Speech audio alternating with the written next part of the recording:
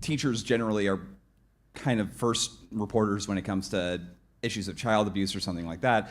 If they notice a kid might have, some signs that they might, be suffering from dysphoria or something like that, how would be the best way for them to maybe go about that? Should they be referring to therapists? You get sort of these people that get wrapped up into a sort of maybe thinking that they're doing the right thing, but then sort of overstep, and then maybe even might be stepping on, established things that their parents might be wanting to do, and they might see abuse when they're not actually seeing abuse or something like that. And how can people, sort of balance that?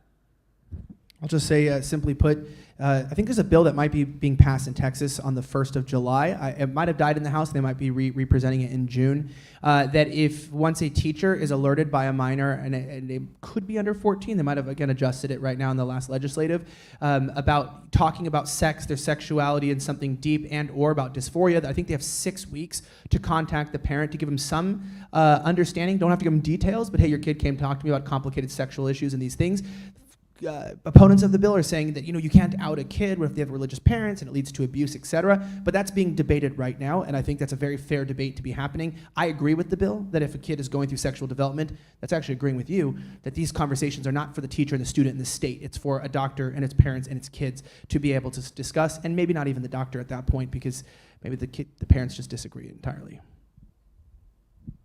This is a really hard question to answer. I sometimes when I look at teachers, I view them similarly to police officers, actually, and that one of the most important things that they can exercise is discretion.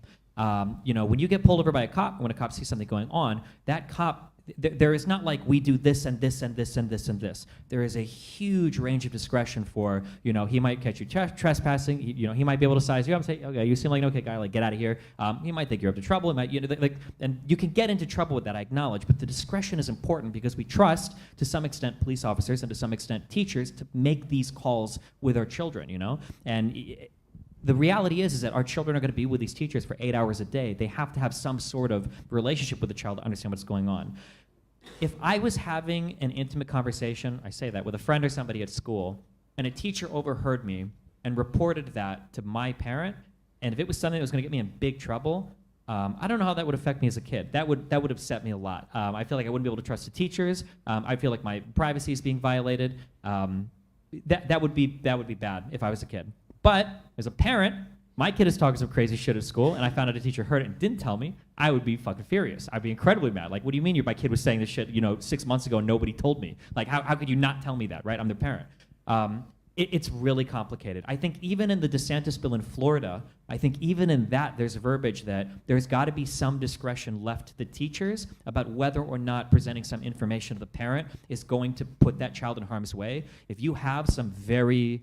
I'm trying to think of a word besides conservative, but if you have some very if you have some very traditional parents, and you hear a kid overhear a conversation about a kid, maybe a girl that might be in a girls, or a boy might be in a boys, is it really in the best interest of the child to bring that to the parent?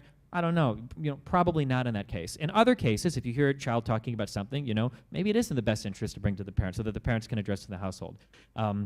We have to, the school system does not function if we don't trust our teachers to some extent, because they have our children 8 hours every single day. So to take this line that we need to legislate every single specific thing the teacher can do, it's bro, this teacher is watching your kid for more than you are oftentimes if you're a working class parent. You have to have some level of trust in the teachers to do the right thing.